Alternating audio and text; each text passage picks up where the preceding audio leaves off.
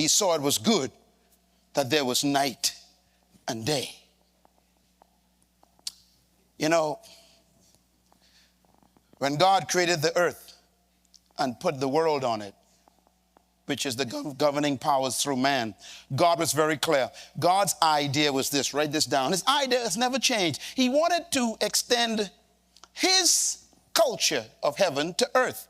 He wanted earth to be very clear between what is holy and what is unholy, what is good, what is wrong, what is right, what is not correct. In other words, God is clear. He wanted his kingdom to come to earth. Secondly, keep in mind that a kingdom is a country. Jesus never preached a religion. Jesus brought a kingdom to earth, and a kingdom is a country. Why is this important? Please write this down, because this is where we headed all 2010. 2010 is about how countries are built. And God is about building his country on this earth. Now, here's the most important thing about a country. Write this down. All nations are built on law. If you're going to build a country, the first thing you must establish first is a constitution. A constitution contains the aspirations and the standards and the regulations by which the people are to live. In other words, the first thing you establish is law. Do you know that every civil country is built on the concept of rule of law? I like that word, rule of law. In other words, we are never supposed to be ruled by a prime minister or by a president or even by a judge or a lawyer. We're supposed to be ruled by what? The law. Our problem is we're being ruled by people who tamper with the law. The law is supposed to be the foundation and the preserver of the nation. Matter of fact, the next statement is very critical. The first thing God gave Adam was law. God told Adam what he could do, but he quickly told him what he could not do. There's always a law, a line. God establishes the accountability factor. There's some things you must not do. And guess what God told him? The day you break the law, you, not me, he says, you will surely die. In other words, you will kill yourself when you violate the law. God did not kill Adam. Adam activated death. Death was always present, but had no power to kill. But when Adam disobeyed the law, he gave life to death, and death killed him. You see, when law is present, you don't need the judge to apply penalty. God's laws have the penalty built in. Some of you actually are doing some things, not you, the one behind you, and you think you got away. In 2:10, God going to expose you. I'm telling you, it's going to be messed right up. And God can say, I didn't do this, you did that.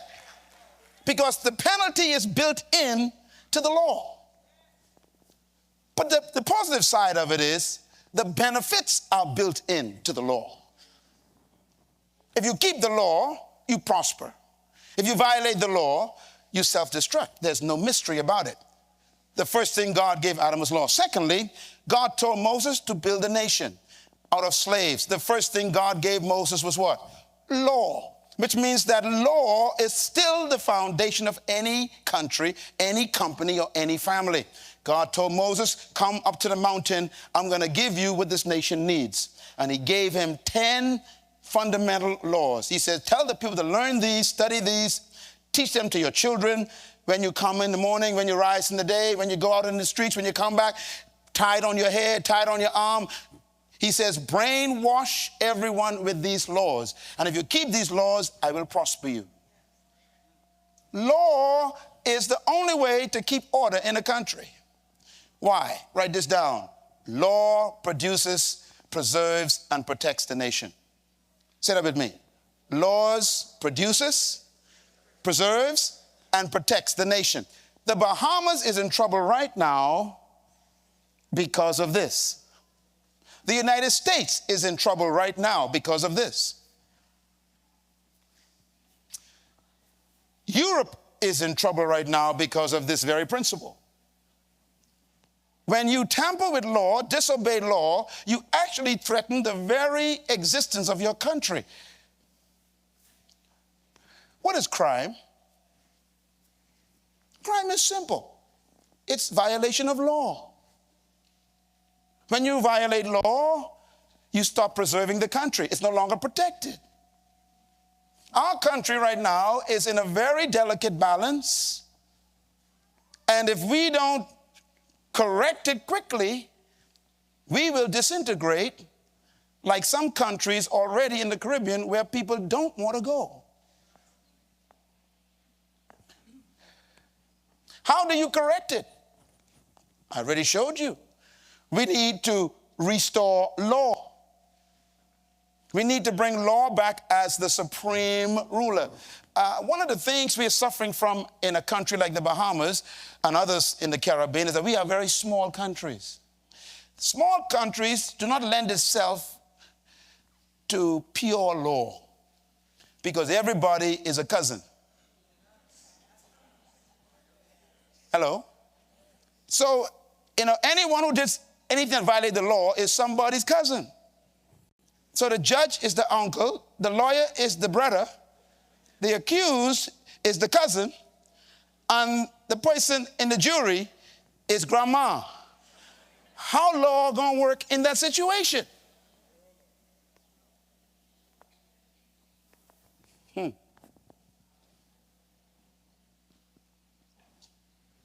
We need order. We need people to start letting the law become more important than their relationships. Your son brought home a TV and you know he ain't working. Think about it for a minute. Where does TV came from? You ain't working. I know you ain't working, and you gave me a flat screen. Now your job is to stop being mother and start being a law keeper. Call the police and say, my son bought a TV here. The only way to fix it is to put law more important than the relationship. Clap loud if you understand what I'm saying. We need law to come back. When you disobey law, you threaten the security of your whole country. Because nations are built on it. And this is why this statement is so important. A nation without laws is chaos. There's no fear and no respect. Do you know what's the beginning of wisdom? Fear. Can you imagine that? It didn't say education. The fear of the Lord is where wisdom begins. In other words, when you are so reverently submitted to God and His law, you become wise in your behavior. So where there is no discretion, there is no fear. Where there's no fear, it's because the law has been compromised. Oh, I'll be out in a few days. Someone will pay my bill. And mama takes her last savings and takes out a son who she knows is guilty and buys his bail. So the son says, well, I always got mama take care of me, so I'm going to break the law a few more times.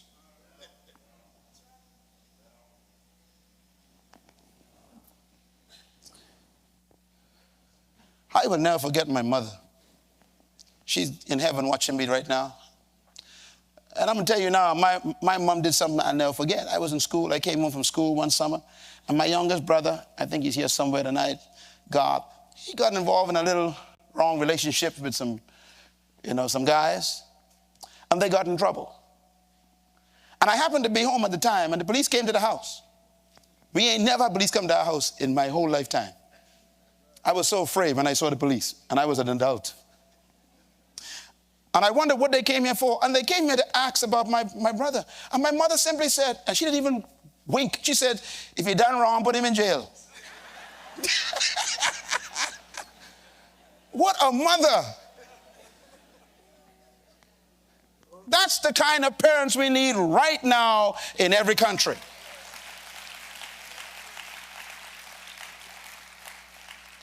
Every time you compromise the law, you are part of a destroyer. You are destroying a country. Nations without laws are chaos. So here's my conclusion. The greatest challenge of all nations is lawlessness. Lawlessness. If you want to know what's wrong with all of our countries, it's lawlessness. We have become a planet without law.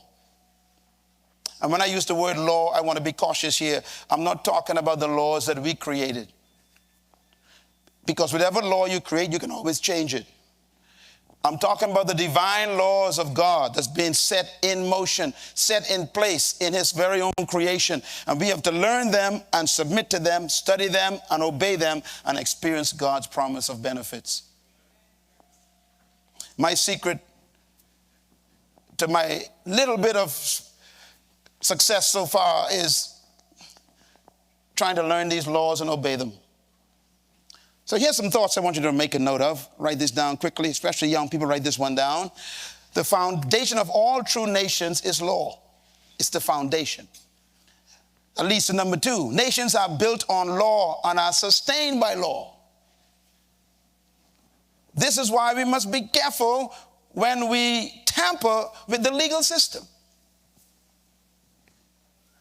This is why many of you don't understand the appointment of Supreme Court judges and justices are very important in the country, because you don't want to compromise any relationships in that environment. This is why many times countries bring in foreigners into your country at that level, because you can't have cousins at that position sometime. Anybody with me? In other words, when you come before a judge, he ain't supposed to know you except he's supposed to know the law, that's all. And everything he does is supposed to be based on the law that he knows. And this is why we have this debate going on in our environment, in our communities here in the Caribbean, where, should we keep the Privy Council? Should we not keep the Privy Council? Should we, choose this justice or that justice? Why? We're dealing with the very foundation of the country. And if we got judges who are in people's pockets, the country is finished. And believe me, this is why the Bible constantly focuses on the poor. It says, God will give the poor justice. Do you know why? He keeps repeating that. Because the rich man could buy it.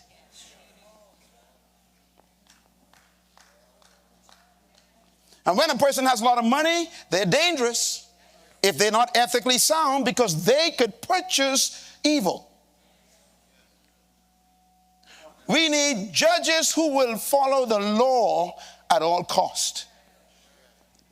This is why God himself is called the judge, but he's called the righteous judge. He's lined up with his own law. He's in line with his law. He judges based on the law. This is why many times we say God is love, God is love, God love everybody. Yeah, he love everybody, but he's judge everybody too. And people use that thing on God. You love me. You love me. God says, I love you. That's why I can judge you, because I love you.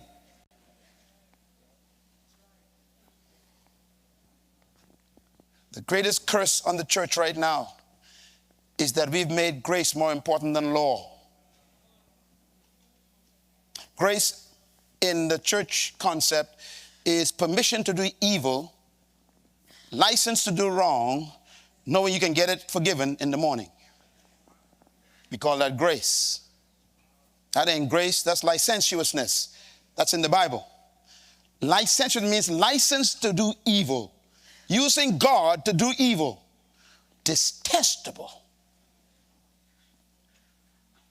People say, I'm going to sin on Saturday night, but I'll make sure I pray before I go to bed because I got to sing in the choir Sunday morning. This is licentiousness. It's the greatest evil in the New Testament. Using grace to sin.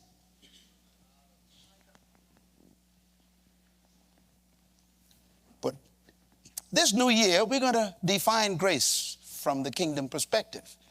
Because grace is not what you think it is. To simplify it for this evening, grace is permission given the second time to do right. I'm going to say it again. Grace is permission the second time to do right. Grace is mercy in action. It is mercy saying, look, you're supposed to be judged, but I'm going to give you mercy to go and never come back here again. You ever heard a judge say that in court? Say, son, this is the first time you've done it. I'm going to let you off this time, but don't you ever come back in front of me. You ever heard that? In other words, I give you grace to go and keep the law. If you keep the law, you'll never come back here. So grace is permission to keep the law, not to break the law. And the body of Christ have been plagued with people who have no fear of the law of God. No fear of God. May God restore his law in our hearts. Matter of fact, the goal of God is that you will need no man to teach you his law, but he will write his law on the tablets of your heart. Hebrews chapter 9. And you won't need any man to say this is wrong or that is wrong. You will know what it is to do right. May God bring it back.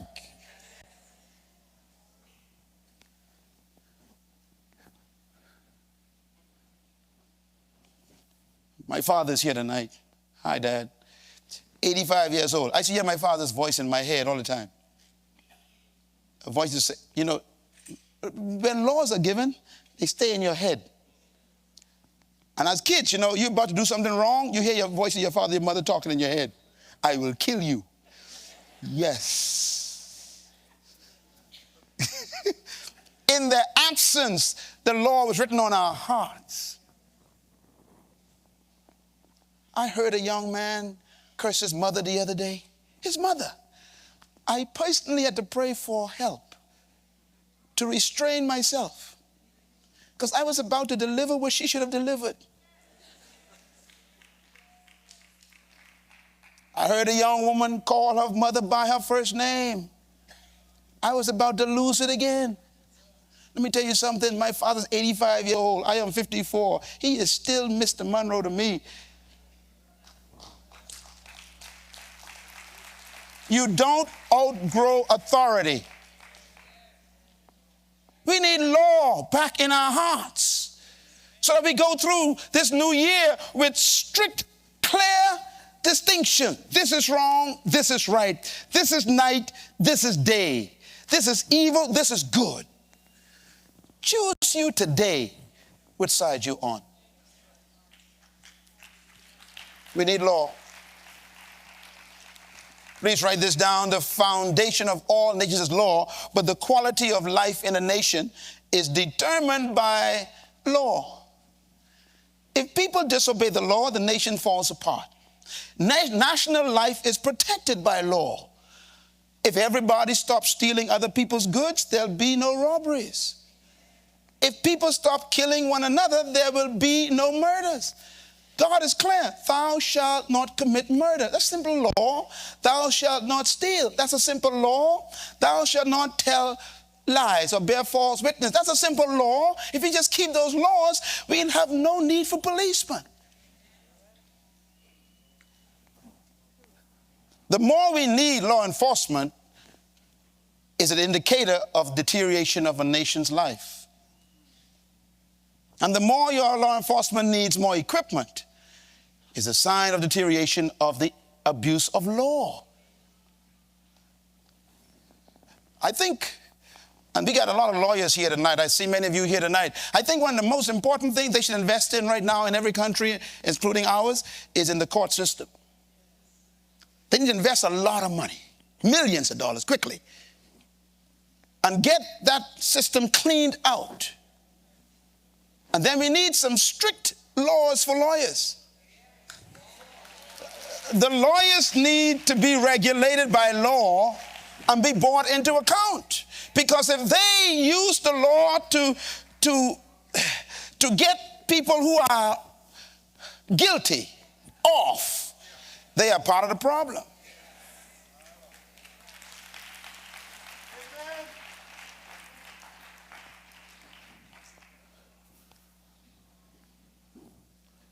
Your future is in what we do with law. And we must get back to the fundamentals. Oh God, teach me your laws. Write this down. All societies are to be built on law and adhere to law. Social systems only exist on law.